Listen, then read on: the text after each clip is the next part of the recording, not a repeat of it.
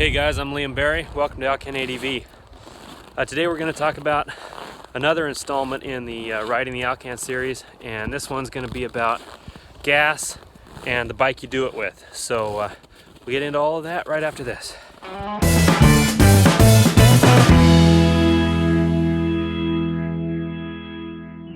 So the first thing we'll talk about is the price of gas.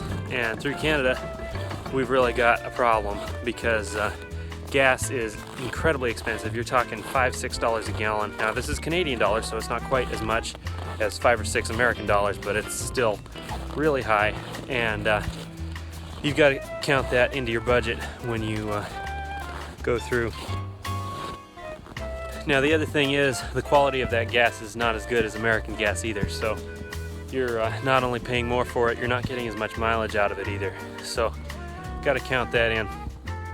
It's not a huge drastic drop, but if you got, like 50 miles to the gallon, you might get 45 miles to the gallon.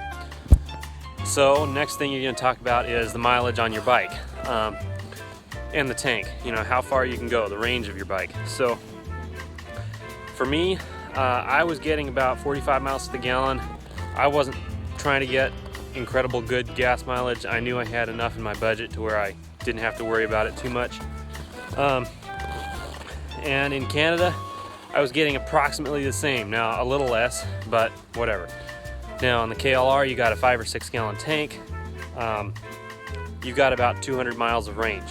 And as long as you can go about 200 miles on the Alcan without stopping to fill up gas, you're good, because you've got gas about every 150, 180 miles.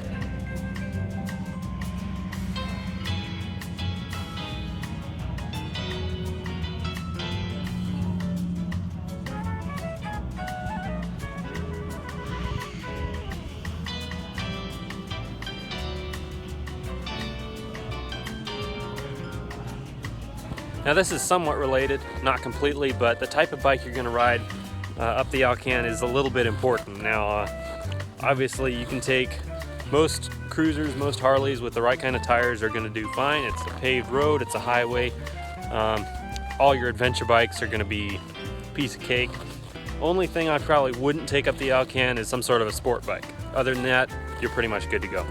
Now there are a few bikes that's going to make it a little easier, and these would include most of the adventure bikes, because after all, you're going to Alaska, and when you're in Alaska, you're going to want to be doing some off-roading, right?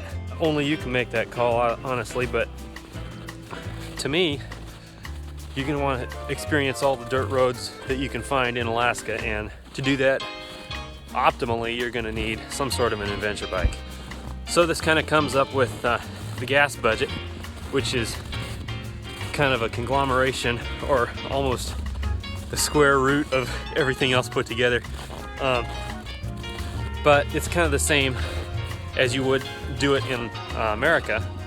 You just have to figure out what your Canadian gas prices are and how that'll affect the rest of your budget.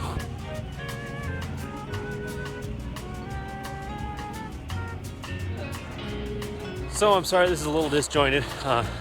I'm walking around, it's about 5 degrees out, so I'm a little chilly, and I don't know. Anyway, catch you guys on the next one. It's probably gonna be a little different. Might do something other than the normal Alcan, riding stuff. So anyway, stay tuned for that. We'll see you guys next week. Till then, you guys take care and ride safe.